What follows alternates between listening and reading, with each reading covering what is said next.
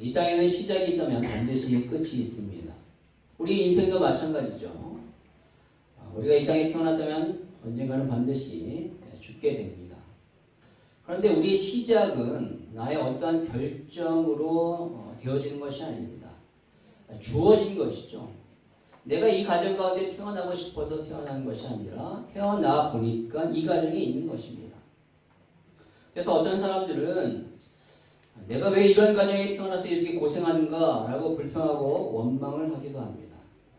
그러나 여러분, 그렇게 한다고 해서 아무것도 달라지거나 변하는 것이 없습니다. 아무 소용이 없어요. 불평하고 원망한다고 해서 나의 그 탄생과 시작이 바뀌는 것은 아닙니다.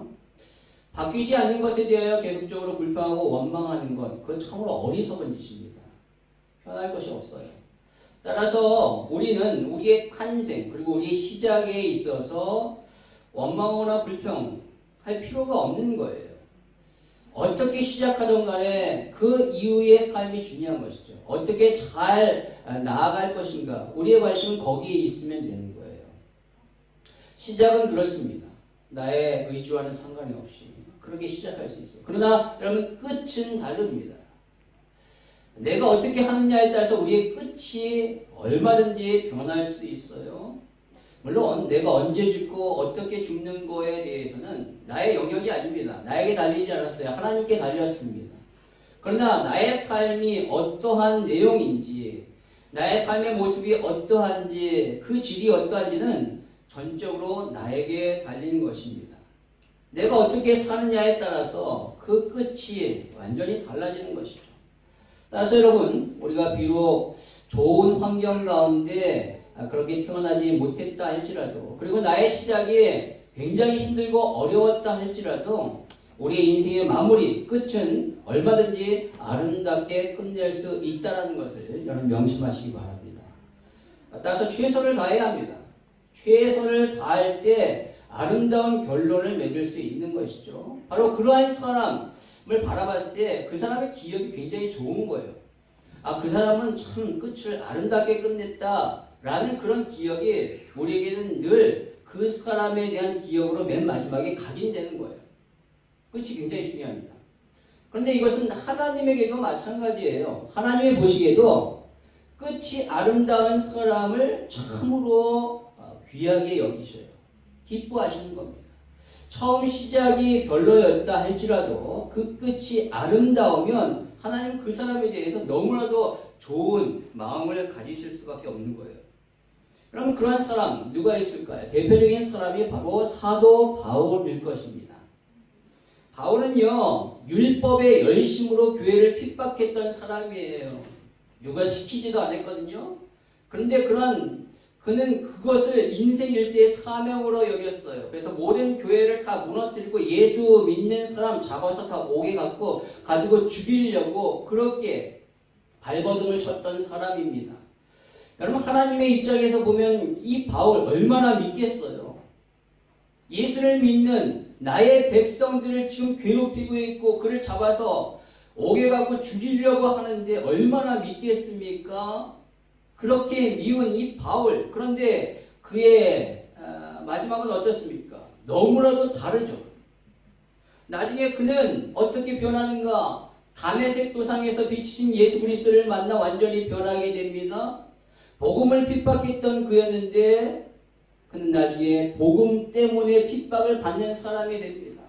교회를 무너뜨리고 파괴하였던 사람인데 그는 교회를 세우는 사람이 돼요. 심지어 그 복음을 위하여 순교의 자리까지 가게 되죠.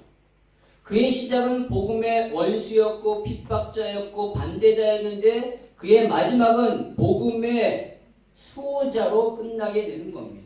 얼마나 하나님이 기뻐하실까요? 또한 성경에 보니까 아브라함도 그렇죠. 여러분, 아브라함의 시작이 어땠습니까? 아브라함은요, 저 메소포타미아 지역 갈대아 우리에서 태어났어요. 그는 아버지 데라를 따라서 우상을 섬기는 자였습니다. 아버지 데라는 우상을 이렇게 만들고 숭배하는 자였거든요. 그 역시도 75세까지 우상을 섬기는 자였어요. 그런데 75세가 되었을 때 하나님이 그를 부르셨어요. 그리고 그의 인생의 마지막까지 그는 하나님의 부르심을 따라 순종하며 하나님 앞에 영광을 돌리는 삶을 살았습니다. 물론 그 중간에 그는 여러 가지 실수도 하고 넘어짐도 있었지만 하지만 그는 하나님의 부르심을 끝까지 따라갔고 근데 하나님이 그에게 하신 약속의 성취를 맛보았어요. 그의 시작은 우상이었지만 그의 끝은 하나님이었습니다. 그럼 이처럼 시작은 별로였지만 그 끝이 영광스러움으로 마무리하는 사람, 그런 사람들이 있다는 거예요. 성경은 이렇게 끝을 아름답게 믿음으로 아름답게 마무리하는 사람들을 향하여 뭐라고 하냐면 믿음의 증인들이라고 얘기합니다. 그래서 히브리서 12장 1절에 보니까 이러므로 우리에게 구름같이 둘러싼 허다한 증인들이 있으니 라고 말하고 있어요. 우리의 앞서 인생을 참으로 아름답게 끝낸 사람들, 그런 사람들 구름과 같이 많대요. 이 사람들이 믿음의 증인들인데 이 믿음의 증인들이 지금도 우리에게 말하고 있어요.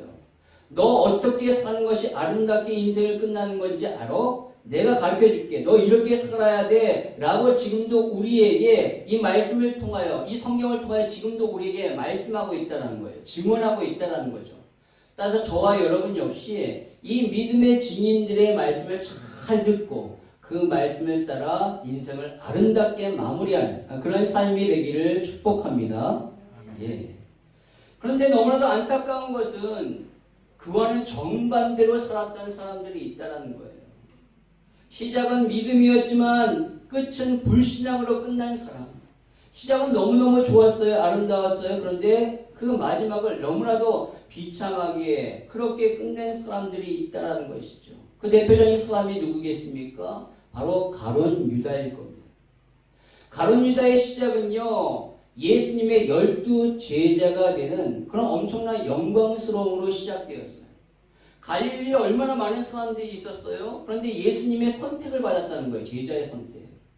그가 잘나고 똑똑하고 뭔가 대단해서가 아니라 하나님 예수님이 일방적으로 그를 선택하여 제자로 삼으셨어요. 너무나도 큰 영광과 은혜를 경험한 것이죠. 그러나 그의 삶의 끝은 어떻습니까? 자신을 선택한 예수님을 배반합니다. 돈을 받고 예수님을 죽음의 자리까지 몰아가게 만들어요. 성경은 그 안에 사탄이 들어와서 그렇게 했다라고 말합니다. 그리고 그는 그 죄책감을 견디다 못해 자살을 하게 돼요. 그의 시작은 주님의 영광스러운 은혜의 선택이었지만 그의 끝은 사탄의 저주로 끝나게 됩니다. 여러분, 그리고 또 한 명이 있는데 바로 오늘 본문에 나온 이 사울 왕을 우리는 들 수 있습니다. 오늘 본문의 사울 왕 역시 그 시작은 하나님의 은혜와 영광스러운 선택으로 시작돼요. 왕을 요구했던 이스라엘 백성들에게 하나님께서 첫 번째 왕으로 삼으신 자가 바로 이 사울이죠. 여러분, 사울의 시작을 한번 보십시오. 그는 너무나도 은혜와 겸손으로 시작합니다.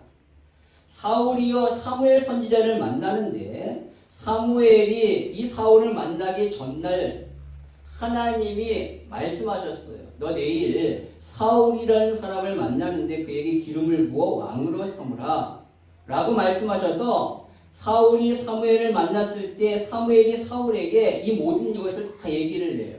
그랬더니만 사울이 그 얘기를 듣고 뭐라고 반응을 보였는가? 사무엘상 9장 21절에 사울이 대답하여 이르되 나는 이스라엘 지파의 가장 작은 지파 베냐민 사람이 아니니까 또 나의 가족은 베냐민 지파 모든 가족 중에 가장 미약하지 아니하니까 당신이 어찌하여 내게 이같이 말씀하시나이까 하니라고 말합니다. 여러분, 베냐민 지파는요 사실 가장 작은 지파는 아니에요. 이스라엘 백성들이 출애굽해서 광야에 머물러 있을 때 하나님 인구를 조사라고 말씀하셨고 첫 번째 인구 조사 때 이 베냐민 지파는 35,400명이었어요. 그리고 므낫세 지파가 있는데 므낫세 지파는 32,200명이었습니다. 가장 작은 지파가 아니에요. 그러다가 시간이 지나서 두 번째 인구조사를 했는데 그때 베냐민 지파는 45,600명으로 증가해서 12지파 중에서 7번째로 큰 지파가 됩니다. 물론 사사시대 때 베냐민 지파에 있는 기브와 사람들이 레위인의 첩에 대하여 욕보이는 사건을 통하여 그 지역에 있는 사람들이 몰살당할 위기에 처했지만 그렇다고 해서 이 베냐민 지파가 결코 작고 연약한 그런 지파가 아니었다라는 거예요. 또 사울의 집안도 역시 마찬가지입니다.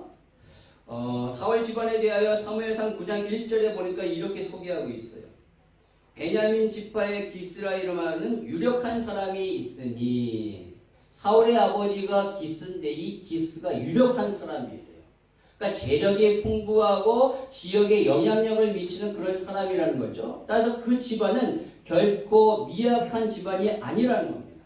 그런데 오늘 사울은 자신에 대하여 소개하기를 나는 가장 작은 지파 베냐민 지파 사람이고 가장 미약한 집안의 사람입니다 라고 이렇게 얘기했다는 거예요. 여러분 이것은 바로 사울이 얼마나 겸손했는가를 볼 수 있는 거예요. 자신은 왕이 될 만한 그런 사람이 아니라는 것이죠. 그래서 오늘 본문에 보니까 15장 17절에 사무엘이 이르되 왕이 스스로 작게 여길 때, 그러니까 사울이 참으로 겸손하게 여길 때 그때 이스라엘 지파의 머리가 되지 아니하셨나이까? 여호와께서 왕에게 기름을 부어 이스라엘 왕을 삼으시고 라고 말합니다. 여러분 사울은요 참으로 겸손한 사람이었어요. 사실 그는 유력한 집안에서 태어났고요. 성경에 보니까 그의 키가 다른 사람의 어깨보다 훨씬 더 컸다라고 말하고 있어요. 키가 아주 큽니다. 한 180 정도만 저도 돼도 너무나 좋을 거예요. 근데 이 사람은 뭐 180 이상이었겠죠. 다른 사람보다 훨씬 더 컸으니까. 아주 키도 크고 또한 다른 사람들이 보기에도 흠모할 만한 아주 준수한 외모를 가지고 있었던 사람이었다라고 말하고 있어요. 그러니까 소위 말하면 집안도 대단한 금수저예요. 그리고 엄친아입니다. 엄친아가 뭔지 아시죠? 엄마 친구 아들. 예, 그 부러움의 대상 엄친아였어요. 그러면 충분히 교만할 수 있었음에도 불구하고 그는 그렇지 않고 겸손했다는 거예요. 자신을 낮췄어요. 그렇기 때문에 하나님이 그를 택하셔서 이스라엘의 초대 왕으로 삼으셨죠. 그런데 그의 결말은 어떻습니까? 너무나도 비참해요. 하나님께 버림을 받습니다. 그리고 악신이 걸려 정신이 혼미해집니다. 그는 평생 다윗을 질투하다가 다윗을 죽이려고 쫓아다녔어요. 그러다가 결국 전쟁터에서 심한 부상을 입게 됩니다. 그런데 자기 자존심 때문에 적에게 죽는다는 얘기를 듣지 않기 위해요. 자기의 칼을 빼어 그 위에 엎드려 죽는 자살을 택하게 됩니다. 가룟유다와 똑같이 자살하게 돼요. 그의 시작은 처음으로 하나님의 선택을 받은 겸손한 왕으로 시작했지만 그의 마지막은 하나님께 버림을 받는 비참한 그러한 인생이 되었다는 거예요. 왜 이런 결말을 맞게 되었을까요? 왜 이러한 삶으로 끝나게 되었을까요? 오늘 본문은 그가 그렇게 될 수 있었던 결정적인 두 가지 사건에 대하여 말하고 있어요. 그 사건이 뭐냐? 바로 전쟁인데 블레셋과의 전쟁과 그리고 두 번째는 아말렉과의 전쟁이었습니다. 이때 그의 자세와 태도와 행동이 잘못됐다는 것이죠. 첫 번째 여러분 블레셋과의 전투를 한번 보실까요? 사울은요 이스라엘의 왕이 되어서 이스라엘 다스린 지 2년 만에 블레셋 3,000명의 군사를 모집하여 블레셋을 쳐들어갑니다. 근데 그런 블레셋의 공격으로 말미암아 이 블레셋이 대대적으로 보복하기 시작합니다. 근데 그 보복이 이스라엘이 처음에 생각했던 것과 달리 어마어마했어요. 성경에 보니까 그 블레셋의 병거는 3만이고 마병이 6천 명이며 군사가 해변의 모래와 같이 많았다라고 말합니다. 3,000명을 데리고 침략을 하려고 했는데 마병만 6,000명이에요. 병거가 3만 명. 이건 뭐 어마어마한 거죠. 그래서 이스라엘 백성들이 겁을 먹기 시작해요.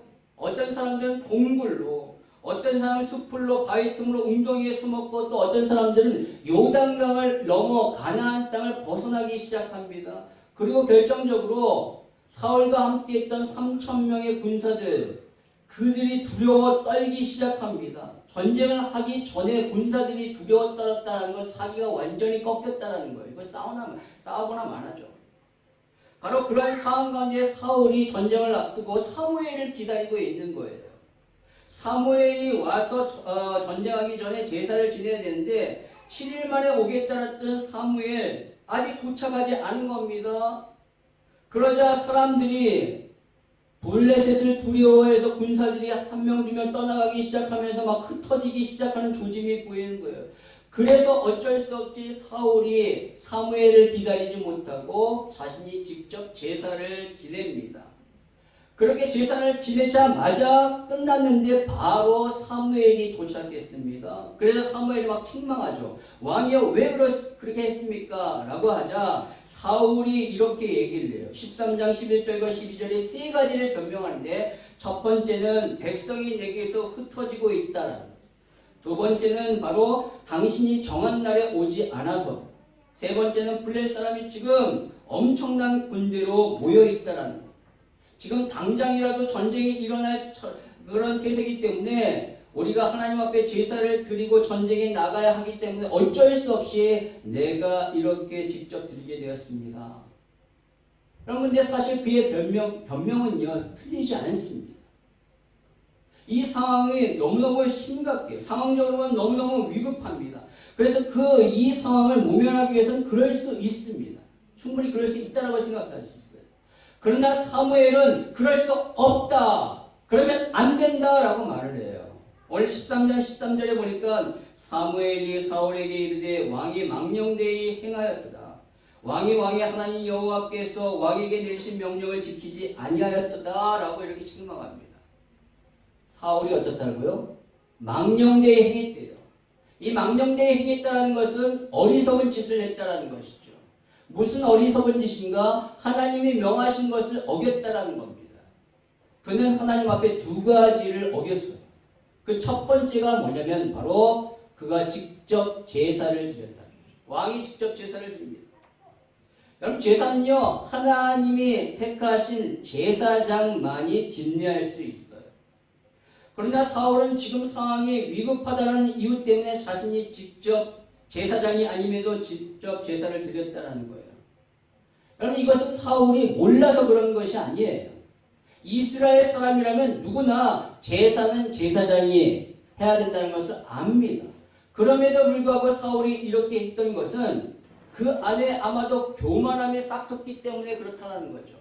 왜냐하면 그 주위에 있는 이방 왕들을 보면 그 이방 왕들은 자기가 직접 제사를 드렸거든요. 왕들은 직접 제사를 드렸어요.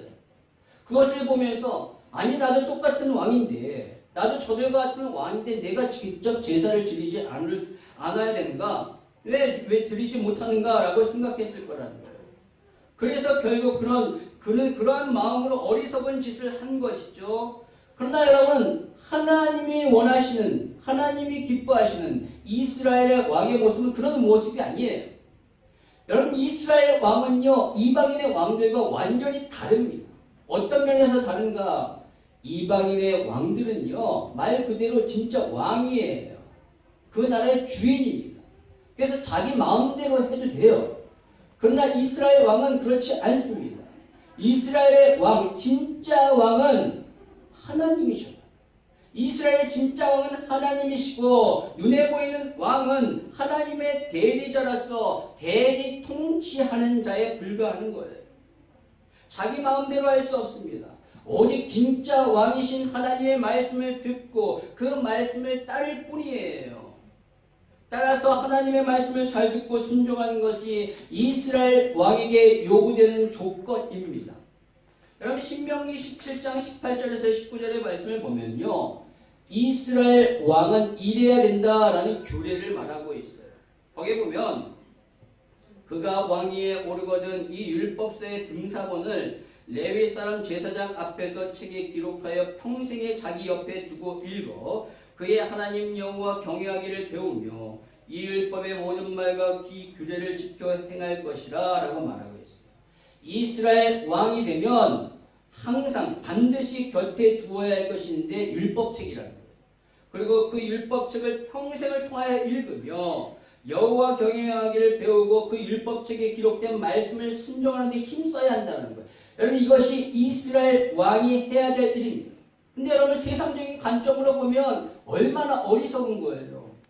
아니 왕인데 왕이 되면 이래야 된다라는 규례라면 이런 규례가 왕이 되면 정치를 이렇게 해야 되고 이렇게 경제를 살리고 사람을 이렇게 세우고 사람을 이렇게 관리해야 합니다라는 그런 조언이 담긴 그런 것이 올바른 규례 아니겠습니까? 왕이라면 나라를 다스리는데 이렇게 해야 됩니다라는 규례가 쓰여 있어야 될 거 아니에요. 그런데 이스라엘 왕에게는 그런 것들 요구한 것이 아니라 다른 것 다 필요 없이 오직 율법책을 가까이 하고 그것을 날마다 읽으며 그 말씀대로 행해야 한다라고 말하고 있어요. 그것이 이스라엘 왕에게 가장 중요한 일이라는 거예요. 왜요? 진짜 왕은 하나님이시기 때문에. 세워진 왕은 하나님의 대리자, 하나님의 말씀을 듣고 행하는 자이기 때문에 따라서 율법의 말씀을 읽고 그 말씀을 통하여 하나님의 뜻을 알아 행하는 자이기 때문에 가장 이스라엘 왕에게 요구되는 것이 이거라는 거예요. 그 말씀을 듣고 행하는 자가 바로 가장 훌륭한 이스라엘 왕이 된다는 겁니다. 그런데 바로 사울은 이 일에 실패했던 거예요. 그는 하나님의 말씀을 듣지 않았습니다. 하나님의 말씀을 무시했어요. 상황이 급하다는 이유로 말씀을 어긴 겁니다. 그는 하나님의 말씀보다 자신의 상황, 자신이 처한 상황을 더 중요하게 여겼어요. 그래서 자신의 생각대로 했습니다. 이것이 망령된 짓이라는 거죠. 두 번째로 그가 잘못한 것이 있는데 그것은 바로 하나님의 말씀을 기다리지 않았다. 하나님의 말씀을 기다리지 않았다. 사무엘은 사울에게 7일 동안 7일 안에 올 것이라고 약속했어요. 그런데 사울은 끝까지 기다리지 않고 자기가 직접 제사를 지냈죠. 근데 제사를 지내자마자 사무엘이 도착했습니다. 그렇다면 여러분 지금 사무엘이 자기가 약속한 그 기간 내에 온 겁니까? 안 온 겁니까?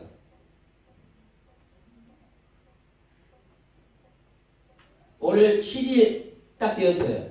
7일이 되었는데 그때 제사를 지냈어요. 근데 제사 끝나자마자 왔어요. 그가 약속한 기간 내에 마지막에 딱 온 거예요. 사울이 만약에 조금만 기다렸다면 아무 문제가 없었을 텐데 기다리지 못했습니다. 네, 여러분 지금 사울이 기다리지 못한 것이 사무엘이 아니에요. 왜냐하면 사무엘은 제사장이면서 선지자예요. 선지자는 누군가? 하나님의 말씀을 받아 전하는 사람입니다. 즉 사무엘은 지금 하나님의 말씀을 가지고 사울에게 온 거예요. 아마도 그가 7일간 기다리라 라고 말한 것은 이 사무엘이 하나님 앞에 기도하면서 하나님의 말씀을 받기 위함이었을 겁니다. 막 몸부림치면서 하나님 앞에 기도했는데 하나님의 말씀이 계속 임하지 않자 맨 마지막 7일 때 하나님의 말씀이 임한 걸 거예요. 그리고 그 말씀을 받고 얼른 쫓아온 거죠. 따라서 사울은 지금 제사를 지낸 사무엘을 기다리지 못한 것이 아니라 사무엘을 통하여 주어질 하나님의 말씀을 기다리지 않았던 겁니다. 이것은 사울에게 있어서 가장 중요한 것이 하나님의 말씀이 아니라 단순히 제사를 통하여 주어질 그 승리뿐이었다라는 거예요. 그 승리만을 원하면 되는 거예요. 사울은요 하나님의 말씀을 듣는 자가 아니라 하나님을 이용하는 자였습니다. 그는 하나님을 왕으로 삼지 아니하고 그분의 말씀을 듣고 행하려고 한 것이 아니라 그저 하나님을 자신이 원하는 목적을 이룰 수 있도록 도와주는 그런 분으로 삼았던 거예요. 사울에게 있어서 하나님은 이용의 대상이었을 뿐이죠. 그래서 결국 그가 어떻게 됩니까? 13장 14절에 보니까 사울의 나라가 길지 못할 것이다 라는 심판의 메시지를 받습니다. 왜요? 그가 하나님의 말씀을 기다리지 않았기 때문에.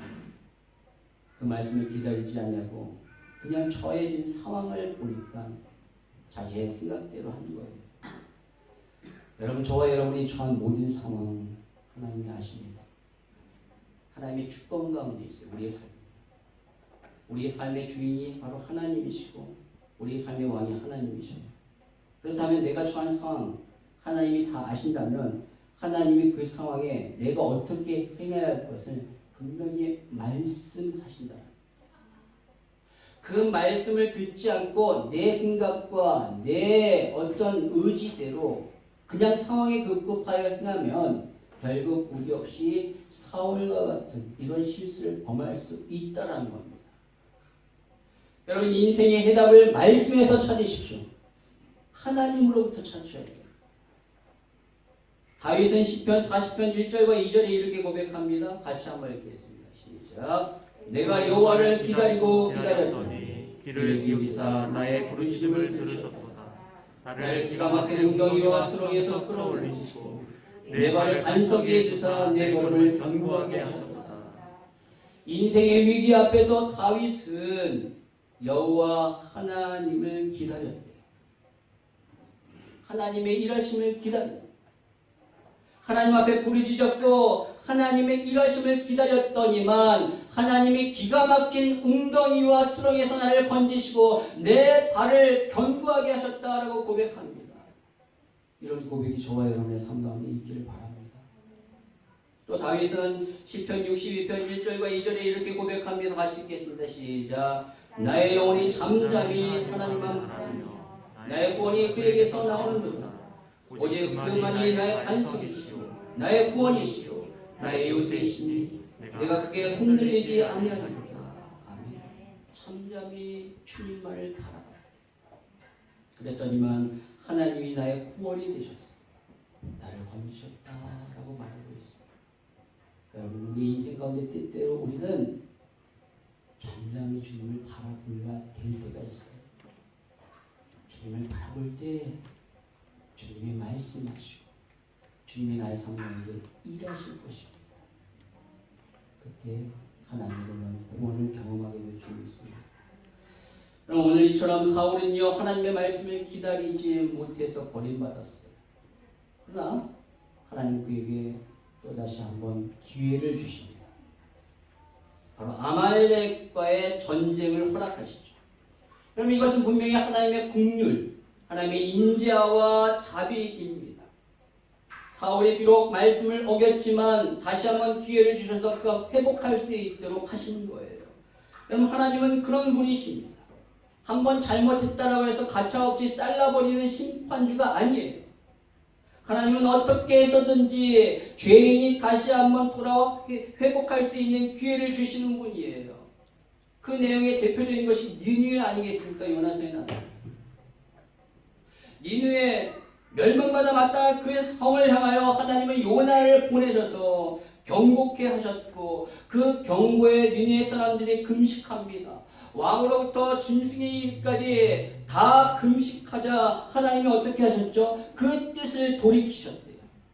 요나서 3장 10절의 말씀해 보니까 하나님이 그들이 행한 것, 그 악한 길에서 돌이켜 떠난 것을 보시고 하나님의 뜻을 돌이키사 그들에게 내리라고 말씀하신 재앙을 내리지 아니하십니다.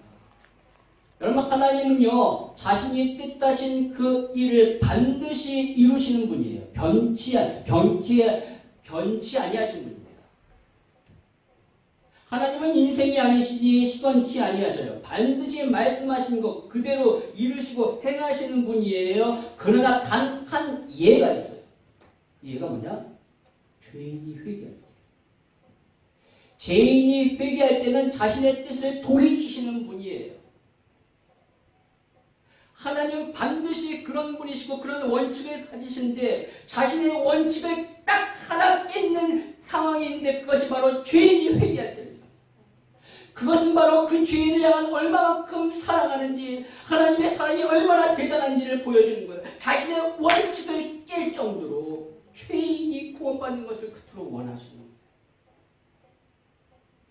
하나님은 죄인이 회개하면 그 뜻을 바꾸셔요. 하나님은 죄인을 심판하시는 공의의 하나님이시지만 죄인이 회개하고 돌아오면 언제든지 받아주시는 은혜의 하나님이시기도 한다. 따라서 저와 여러분이 하나님 앞에 죄를 범했다면 얼른 회개해야 돼요.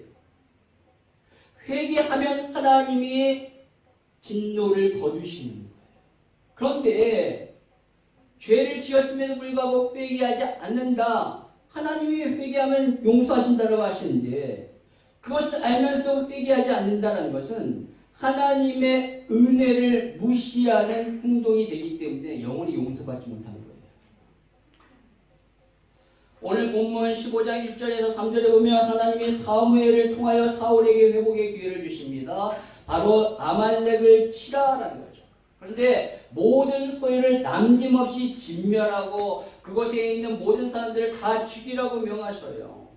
왜 그렇게 명하실까요? 왜 다 죽이라고 말씀하실까요? 그것은 바로 과거 아말렉이 이스라엘에게 행했던 악행 때문입니다. 아말렉은요, 에서의 후손으로서 유다 남부 광야 지역에서 살았던 사람들이에요. 그들은 주로 유목 생활을 하면서 주위에 있는 타 민족들을 약탈하는 그러한 민족이었습니다. 그런데 이들이 과거에 출애굽한 이스라엘 백성들이 르비딤에 이르렀을 때 너무나도 힘들고 지쳐 있었을 거 아니에요. 근데 그 힘들고 지쳐 있는 틈을 타서 후위로 가가지고 지쳐 있는 그 이스라엘 백성들을 쳤던 거예요. 오늘날도 서양 문화에 있어서 가장 치사하고 더러운 것이 뭔지 아십니까? 뒤에서 공격하는 거예요. 그렇죠? 그래서 앞에서 정면 쏘요. 우리 서부 영화에 보면 어떻게 하죠? 뒤에서 쏘는 놈이 치사하면 딱 정면 승부하잖아요. 딱 해서 자, 항상 나오잖아요. 뭐가 이렇게 확 날아다니면서 이 풀더미가 막 날아다니면서 갑자기 그 종이 딱 따다 땅 치면 확 쏘잖아요. 앞에서 정면 승부하는 거예요. 아말렉이 이렇게 치사하게 했다는 거예요. 그래서 하나님이 너무너무 그들을 끔찍하게 싫어하셔요.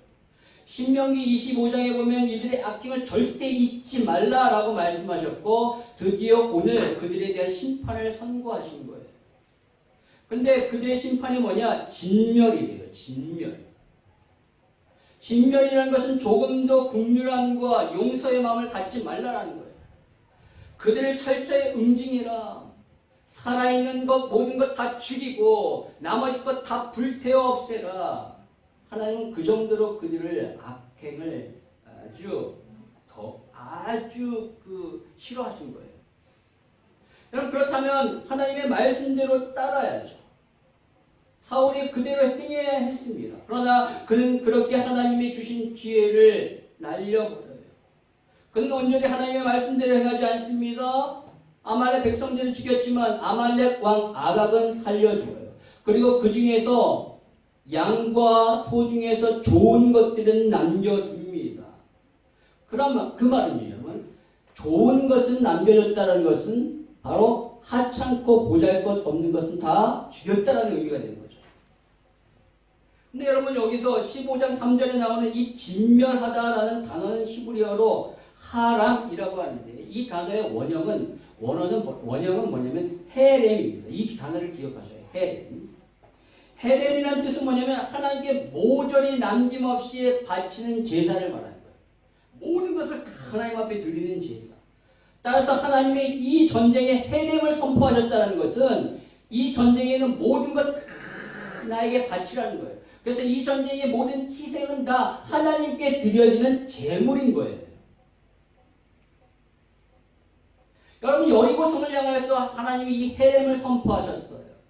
그 성의 모든 자들 다 죽여라. 그리고 모든 건 나에게 바쳐라 라고 하셨는데 아간이라는 사람이 남아있는 그 전리품 중에서 얼마를 숨기잖아요. 그래서 온전히 하나님 앞에 헤렘을 드리지 못했기 때문에 그 다음 성에 있었던 아이성 전투에서 실패한 거예요.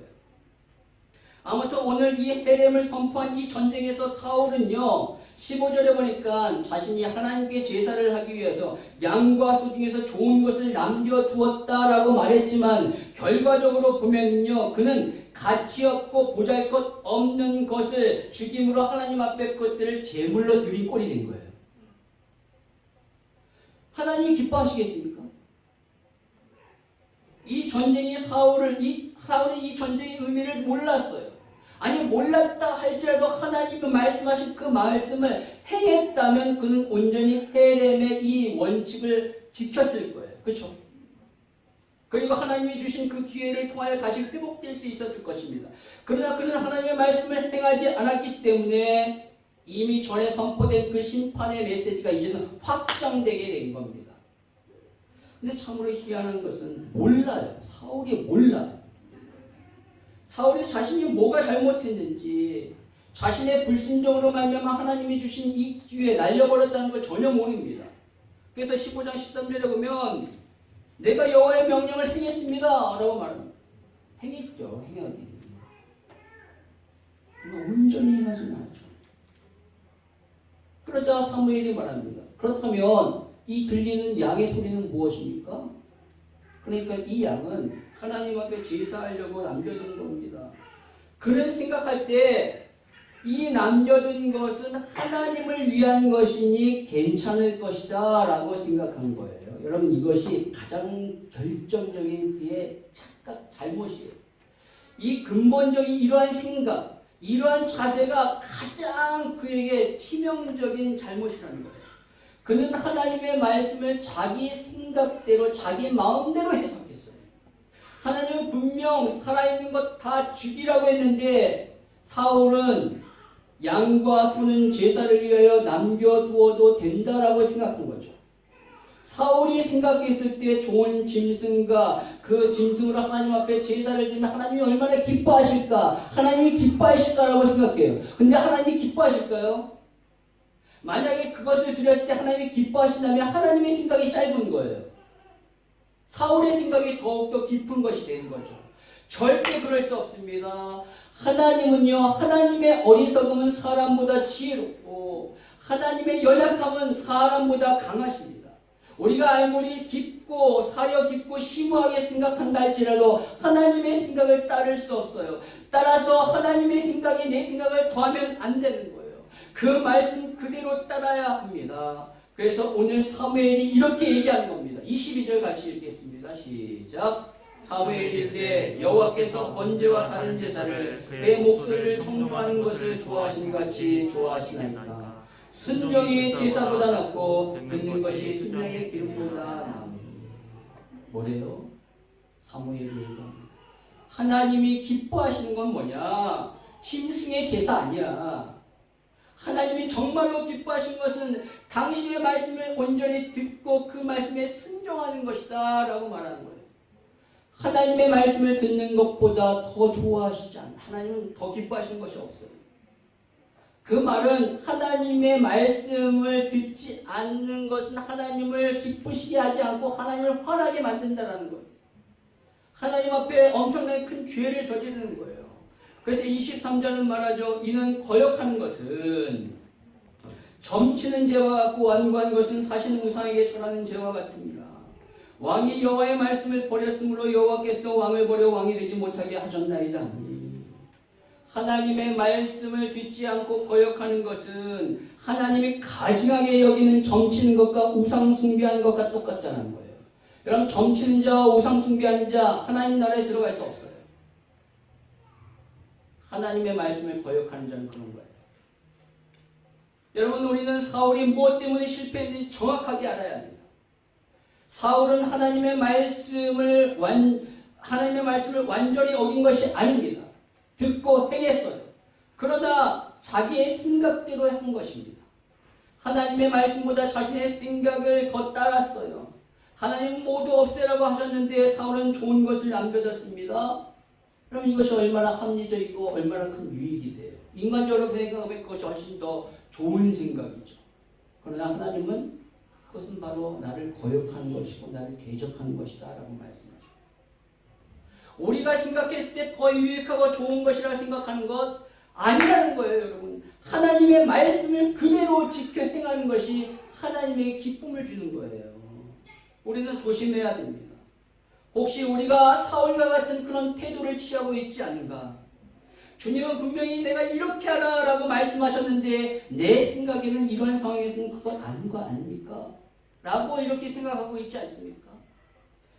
우리 주님은 분명히 악을 선으로 갚으라 라고 말씀하셨는데 하나님 이러한 상황에서는 그렇게 할 수도 없지 않는 건 아닙니까? 이 상황에서는 그렇지 않지 않습니까? 그리고 내가 악으로 대하지 않으면 되지 않습니까? 그렇게 얘기하고 계십니까? 여러분, 그것은 반쪽짜리 순종이에요. 악을 악으로 안 대하는 것은 반쪽짜리 순종이라니까요. 악을 선으로 대하라고 말씀하셨다면 선으로 대하지, 그것이 순종이죠. 난 이 사람이 싫어. 이 사람이 나에게 어려움을 줬어. 이 사람은 내가 도저히 선으로 대할 수 없어. 우리의 힘으로 어떻게 그렇게 돼요? 얼마나 마음이 불편하고 어렵습니까?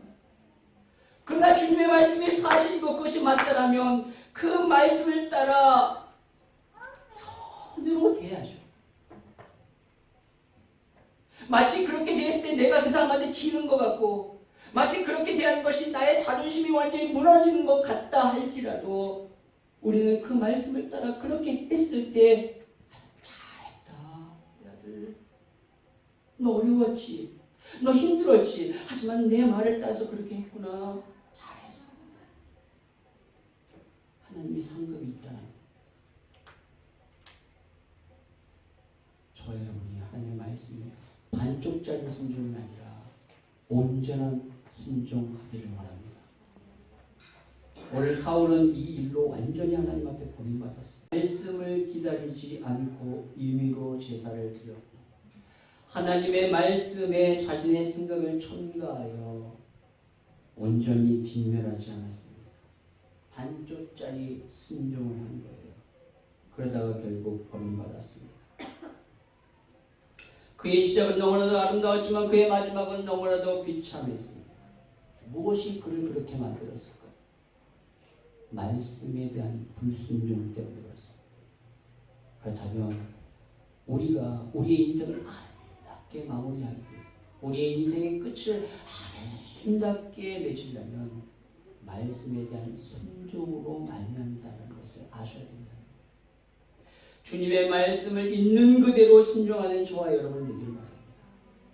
우리의 인생을 참으로 아름다운 인생으로 마치고 하나님도 그렇게 인정하고 다른 사람도 인정하는 그런 아름다운 인생 되기 위하여 주님의 말씀에 온전히 순종하신 저와 여러분의 삶이 되기를 주님의 이름으로 축원합니다.